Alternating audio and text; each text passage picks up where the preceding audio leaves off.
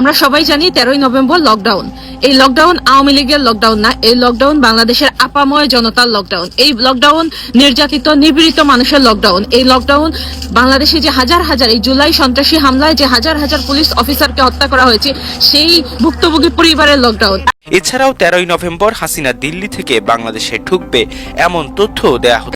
Lockdown চলতেই থাকবে। ওরা এখন দূরের করতে পালাইছে। তারা যদি মনে করে 2 কোটি লোক এখানে ঢাকায় ঢুকাতে পারে। জামাত ইসলাম এবং আওয়ামী লীগ দুটো পরস্পর মুদ্রার 100% সফলতা হবে, কারণ জনগণ তাদেরকে চায়। আওয়ামী লীগের একটা সমর্থক গোষ্ঠী আছে, আওয়ামী লীগকে জয়লাভ করাবে তারাই যারা আসসালামু আলাইকুম সম্মানিত দর্শক, আজকে আপনাদের মাঝে হাজির হয়েছি এমন একটি গুরুত্বপূর্ণ ভিডিও নিয়ে, যে ভিডিওটি দেখলে রীতিমতো অবাক হবেন।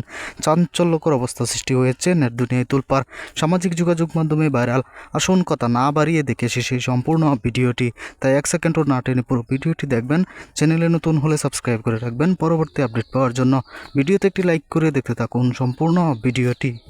লকডাউন, এই লকডাউন আওয়ামী লীগের লকডাউন না, এই লকডাউন বাংলাদেশের আপাময় জনতার লকডাউন। এই লকডাউন নির্যাতিত নিপীড়িত মানুষের লকডাউন। এই লকডাউন বাংলাদেশে যে হাজার হাজার এই জুলাই সন্ত্রাসী হামলায় যে হাজার হাজার পুলিশ অফিসারকে হত্যা করা হয়েছে সেই ভুক্তভোগী পরিবারের লকডাউন। এই লকডাউন বাংলাদেশের নির্যাতিত নিপীড়িত ছাত্রলীগ সহ বিভিন্ন রাজনৈতিক দলের যে সদস্যরা জেলে আছে, যাদেরকে হত্যা করা হয়েছে তাদের লকডাউন। এই লকডাউন হচ্ছে জুলাই আগস্টের পর থেকে এই জামাতি সন্ত্রাসীরা, এই বিএনপি সন্ত্রাসীরা হাজার হাজার মানুষকে যারা নিপীড়ন করছে, যারা নারীদেরকে ধর্ষণ করছে, নারীদেরকে হেনস্থা করছে, যারা মুক্তিযোদ্ধাদের গলায় জুতার মালা পরিয়েছে, তাদের বিরুদ্ধে আমাদের অবস্থান, মুক্তিযুদ্ধের পক্ষ শক্তির অবস্থান। এই লকডাউন শুধুমাত্র আওয়ামী লীগের লকডাউন না, একটা রাজনৈতিক দলের লকডাউন না, এইটা বাংলাদেশের পক্ষের শক্তি, যারা বাংলাদেশকে ধারণ করে তাদের পক্ষ থেকে লকডাউন।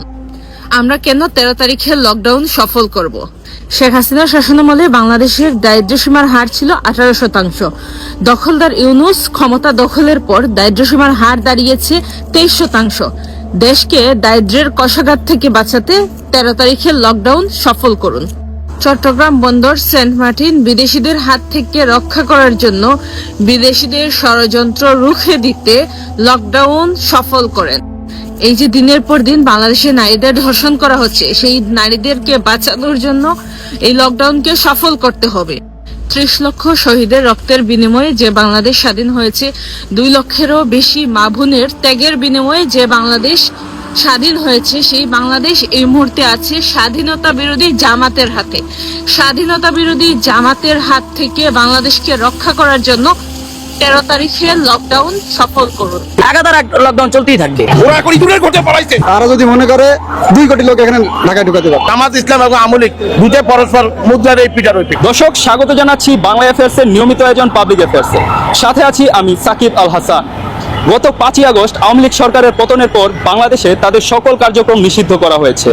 এরই ধারাবাহিকতায় আগামী 13ই নভেম্বর ঢাকা লকডাউনের ঘোষণা দিয়েছে আওয়ামী লীগ। এ নিয়ে সাধারণ মানুষ কি ভাবছে, চলুন জেনে আসি।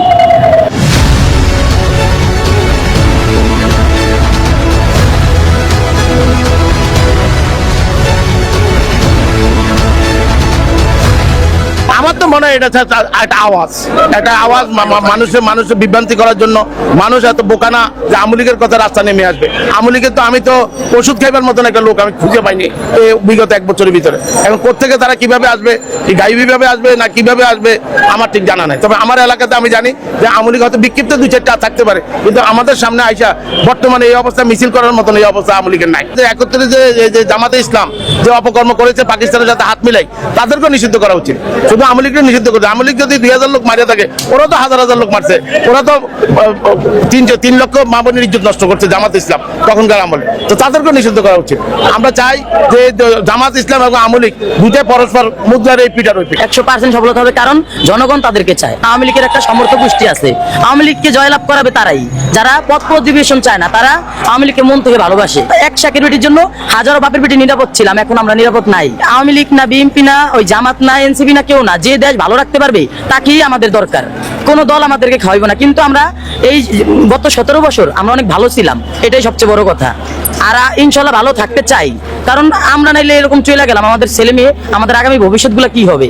বিশৃঙ্খলা করাটা উচিত না, দেশের ক্ষতি হইতেছে, জনগণের ক্ষতি হইতেছে। আপনার গণতন্ত্র যারা চায়, জাতি যারা চায়, সেই আশাটা উচিত। হ্যাঁ, অবশ্যই ঠিক আছে, শুধু এই লকডাউন না, যতক্ষণ পর্যন্ত আপনার ইউনিট সরকার না ত্যাগ করবো, পদত্যাগ না করবো, ততক্ষণ উনি তো অবৈধভাবে রয়েছে। যতক্ষণ পর্যন্ত উনি পদত্যাগ না করবো, ততক্ষণ পর্যন্ত লাগাতার লকডাউন চলতেই থাকবে, কোনো থামাথামি নেই গিয়া। নীতিগতভাবে দুর্বল আর অপরাধী, দুর্বল, কিছুই হবে না, কোনো প্রভাব বিস্তার করবে না।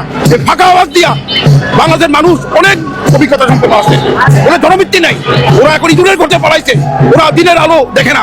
চাচ্ছে যে দেশে একটা বিশৃঙ্খল পরিবেশ হোক, একটা বিশৃঙ্খল পরিবেশ সুযোগ হোক, সুযোগ হয়ে তারা ঢুকবে। কিন্তু এই জায়গায় আমরা সবাই ঐক্য আছি, যারা জুলাই গণঅভ্যুত্থানের দেশপ্রেমী যোদ্ধা ঐক্য আছে, আমরা সবাই ঐক্যবদ্ধ আছি এই আওয়ামী লীগের প্রশ্নে।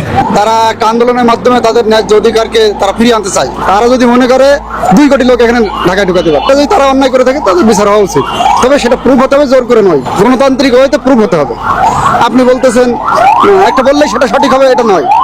সঠিক প্রমাণের ভিত্তিতে যদি হয় বিচার হোক, যেটা দুর্নীতি হয়েছে, যারা দুর্নীতির সাথে জড়িত ছিল তাদের শাস্তি হোক, বাট সমগ্র দলের পানিশমেন্ট হওয়ার প্রয়োজন। জানিয়েছে গত এক সপ্তাহ ধরে টিকটকে আওয়ামী লীগের নেতাকর্মীরা দেশ বিদেশ থেকে ছোট ছোট ভিডিও তৈরি করে উস্কানিমূলক বক্তব্য দিচ্ছে, বিভিন্ন স্থানে হামলার নির্দেশ দিচ্ছে। এছাড়াও 13ই নভেম্বর হাসিনা দিল্লি থেকে বাংলাদেশে ঢুকবে এমন তথ্য দেয়া হচ্ছে। এসব টিকটকারদের তালিকা তৈরি করেছে পুলিশ। পাশাপাশি বিদেশে পলাতক থাকা আওয়ামী লীগের যুগ্ম সম্পাদক বাহাউদ্দিন নাসিম, প্রেসিডিয়াম সদস্য জাহাঙ্গীর কবির নানক, সাবেক শিক্ষামন্ত্রী নওফেল সহ যারা ফেসবুকে প্রচার চালাচ্ছে তাদেরও তালিকা করছে পুলিশ।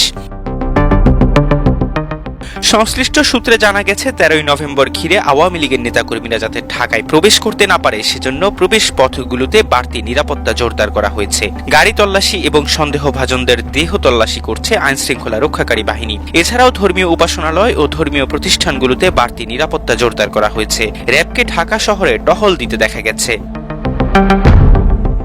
পুলিশ জানিয়েছে এমন পরিস্থিতিতে পুলিশের সব ইউনিটকে রাজনৈতিক পরিস্থিতি পর্যবেক্ষণ, সন্দেহভাজন ব্যক্তি ও যানবাহনের উপর নজরদারি, সরকারি বেসরকারি স্থাপনায় নিরাপত্তা জোরদার এবং সাইবার। প্রিয় দর্শক, সম্পূর্ণ ভিডিওটি দেখলেন, অবশ্যই বুঝতে পেরেছেন ভিডিওটি গুরুত্বপূর্ণ ছিল। দর্শক, এই ভিডিওতে যে তথ্যগুলো আপনারা পেয়েছেন এ বিষয়ে আপনাদের কি মতামত তা অবশ্যই কমেন্ট করে জানাবেন এবং পরবর্তী আপডেট ভিডিওগুলো সবার আগে পেতে চ্যানেলটিকে এখনই সাবস্ক্রাইব করে রাখুন। এই মুহূর্তে বিদায় নিচ্ছি, দেখা হবে পরবর্তী কোনো ভিডিওতে। সে পর্যন্ত ভালো থাকুন, সুস্থ থাকুন। আসসালামু আলাইকুম।